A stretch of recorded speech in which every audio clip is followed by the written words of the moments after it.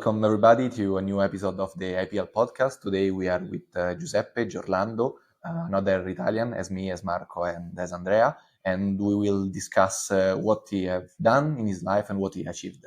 So nice to meet you, Giuseppe, for the first time even for me. Let's start with a question, so we can keep it shortly because of the span of attention now in 2024 due to TikTok and Instagram Reels.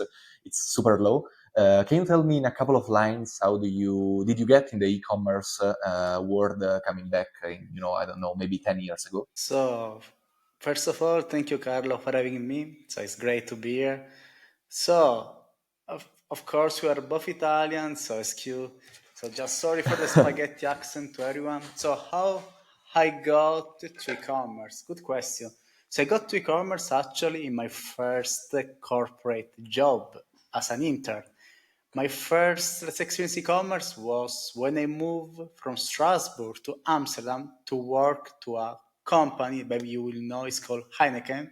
They Yes, sell of course. basically beers. And they hired me to build the first direct to consumer e-commerce. What it means? Okay. Of course, Heineken, as you know, is a B2B, right? They sell mostly to bars, supermarket, Yeah, restaurants. trade, like wholesaler, but was the very first experience, very first experience to go direct to consumer. But basically, we build an app that allow you to sell, to buy beers in 5 minutes, like Uber Eats, but before Uber Eats, like Deliveroo, Uber Eats, Okay. but only for beers and snack.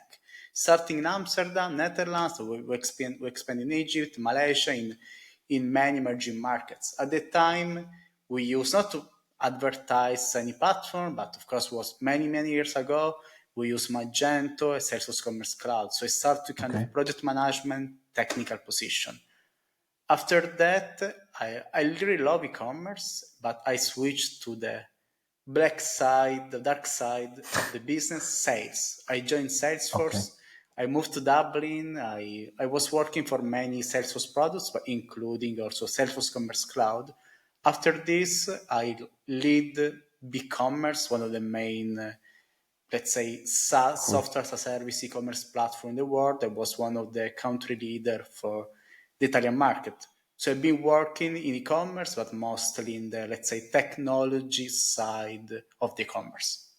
Okay. Just a super fast sneak peek for the students as me who are listening right now. How did you get in Heineken? I mean, did you study a bachelor in management or economics, something like that? Or did you study when you was young? Well, I start classic bullshit, like business administration, you do everything, Okay. you study everything. I just was applying, I was looking for my curriculum internship. Mm-hmm. I was applying for many Okay. Okay. Super companies. cool. Yeah. Heineken reach out, I liked the project. Of course, Heineken is an iconic brand. So let's go to Amsterdam, let's drink some extra beers, and I guess you were let's searching start for something e-commerce. to put on your CV, in order to break into other stuff, probably higher than Heineken.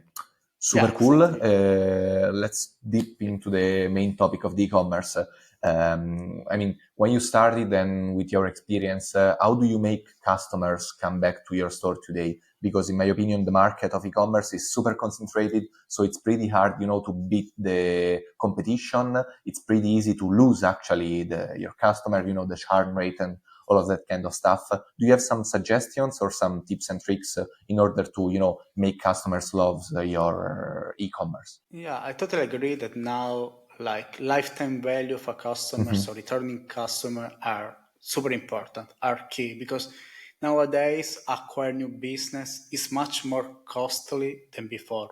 One, because there is this out of competition. Now there is drop shipper popping up, advertisement are super expensive, so the cost per lead, the cost per meal are not as cheap as before. So Mm-hmm. returning customer are key, like nowadays in commerce, but in any other business, not only commerce, can be SaaS, can be services, but e-commerce, of course, is primary because if you to scale, you need always more advertisement expense. So some tricks I saw in order to make customer returns. First of all, I mean, things, the old school method are still working, like email marketing, right? But there is a big difference between before and now. Let's say email Yeah. marketing before was very generalistic. You send email to the same people, the same email, the same product, the same promotion. Now I think technology is advancing. Now we have like marketing automation tool that contain what we call CDP, so customer data platform. So you can Hmm. profiles and customize take customer or like segments all customers. So you know perfectly what they bought, their budget, if their son, if their kids, if they daughter, wife, Yeah. whatever. You can really have super targeting and personalized email marketing campaign. Then we know, of course, also we're here for this, things loyalty tool, loyalty strategy is still key. We have the, let's say, old fashioned or like maybe some cashback, some Hmm. point you can collect to have the discounts and a gift, but also more like premium elite VIP subscription. Yep. I think now there's a lot of tools like VR, AR that can help to engage customer Yeah, to to get customize back the to the whole store. experience. And I think exactly. And also nowadays, that's very important, UGC, so user Yep. generating Uh, content. So maybe like push your customer to share organic and really down to earth content mhm. about the product, about the service you're selling, with a promise of a discount, maybe to an affiliate. So there is many methods nowadays, channels to make your customer returns. Yeah, absolutely. And so if we are dealing with B2B e-commerce, probably would you suggest that email marketing is the best solution in order to, bring out your voice to potential customers? Because in my opinion, if you are a B2B, probably the first two milestones to achieve is a good presence on LinkedIn, actually, and email marketing. Instead, if you are a B2C, probably I don't know, influencer marketing maybe is exploding right now, even thanks to TikTok, which in the last few years, in my opinion, boomed even better than Instagram. No, I agree. Also, B2B commerce is another beast compared with B2C. I think Hmm. B2B is by definition is based on return, right? Because Yep. first of all, when you buy in a B2B commerce, you buy very high volume of products. Yep. Then B2B commerce is not transactional as B2C. Usually when you buy something on B2B commerce, there's some credit lines, the payment arrive after like months. And so let's say every customer of your B2B usually have some unique treatment. And also the sales cycle is still much more complex because usually the products are more complicated. You need a guide. In food, you need ingredient, you need some content anyway. So still B2B, I think is still based on relationships. So relationships is very important. Have like a customer service, customer success, account manager to follow, even in Yep. e-commerce to make them return. Yeah, but still the email marketing, TikTok, other like social network is still now seems working even B2B. Now we say that your B2B commerce must be like your B2C. The same Okay. the same user, B2B buyer, that the same day, the last day buyer, no, Amazon, some socks for their children, they want the same experience, their B2B commerce. Okay. Yeah. No, no, super interesting. Before you mentioned the loyalty programs, no, as IPL is doing, do you have any thoughts about, using a free points system or instead a paid membership, such as, for instance, Amazon Prime? So have you ever experienced these loyalty programs? Do you have something to share? I mean, in my opinion, the free points are kind of it's very old school, something that we everyone knows, we everyone use, can be online, can be offline in the Hmm. supermarket. It's not a differentiation, right? But in the premium subscribe, I think you make feel your customer important. Above all, if you have a high ticket like product to sales, because when you give some premium loyalty program to your user, you make them feel important. You start to Yeah. build a community. It's kind of Amex, right? Hmm. Everyone pays Amex, but because not only for the card itself, but for the community. This time with the loyalty program. So I really love the premium loyalty program. Maybe you can give also some great perks, can be fast track, fast delivery, like exclusive product, limited edition products, can be discount, can be like access to Invitation for events, special events. meetup. Yeah, exactly. So why not? I think it's a new, yeah, right. It's a new I, channel to generate more customer So returns. we are, in my opinion, dealing and discussing about creating a cult behind an e-commerce, behind a brand. Do you have any suggestions in order to build actually the cult? No, as for instance, Supreme for the skaters.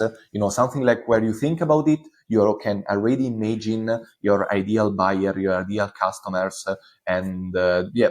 Thanks to your experience, do you have any suggestions even in this field? How can I build something that people can think about and already imagine who is the ideal user, who is the ideal buyer of my product and my e-commerce? I mean, this is 1 million question, but I really believe that now every brand must achieve let's say, a cult status. As I already said, now the competition is the market is overcrowded. Everyone's selling the same product. It's very common to say exactly the same product with like different logo. It's obvious drop shipping. There is no differentiation about products. I think it's just a war of pricing, a war of advertisement with no differentiation. So I think to create a cult, first of all, you need. I want to mention Amazon, right? Be very customer centric. So offer a tier one customer support to everyone. Play on the scarcity of your brand, of your products. So the limited edition know very well with your ideal customer profile, with the decision maker, with the buyer. Just play psychology tricks to make them feel important, to make them feel VIP. Even let's say a loyalty premium program can help to build this cult. Now we say most of e-commerce, also business, they born from small community project. Can be even a WhatsApp group. Even if you create a WhatsApp Yeah. group around your brand, can be super useful to create a cult. Even if you create a podcast around your brand, a Slack group, a monthly meetup, these apps to become a cult. I think you need to invest in community.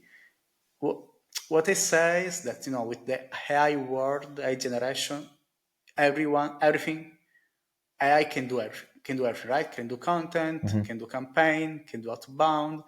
In the future, can also do stores. Maybe your front end with just one line, one input, Yeah. gonna be totally different. But AI cannot replace community, people that really endorse your product, people that talks well about your product. So build a community, have an excellent customer service, Yeah. customer support team. Invest to hear your customer, listen your feedback, pivot, change your product, build exclusivity. So these are my advice. I think that the main threshold is to actually maintain the value for everyone because, as you mentioned, no, drop shipping is actually a war about pricing the correct asset to the correct people. But in my opinion, we are forgetting right now because of the ideal of making a lot of money super easy and super fast. We are forgetting about how important is to deliver the correct value that a customer is expecting. Completely agree. Thank you so much for your experience. Right. I would like to close with a question. Imagine right now, you are speaking to a 21 years old guy who actually tried to do drop shipping when there was the booming of the pandemic with the lockdown. So I experienced with at the hands-on and on my skin how hard is actually to break into the e-commerce business. Do you have any suggestions, something like books or I don't know podcasts or something like that? That other youths, other youngs can listen, can study in order to break without crying too much during the first months of their e-commerce business. Yeah, so my advice, first of all, kind of pick the right technology. So technology is very at that you have in the future. Basically, you can start with all technologies in the world, but if you scale, if you grow, if you the right technology to scale, it's gonna be a pain in the future. So pick the right technology. Can be the platform, can be payment provider, can be Buy Now Pay Later, can be your marketing automation. just think beforehand. It's a legacy that you will bring in the future. So just be creative. So don't really copy anyone else. Build your own brand, your own tone of voice. As I said, I think start to build a community. I mean, nowadays just have an e-commerce is not enough. You can build an e-commerce with hundreds of drag and drop, no code platform in really 6 hours. Everyone can do it, but no one can really replace your community. So maybe you can start a podcast. You can interview potential clients. You can, if important, if you start a drop shipping, know your suppliers.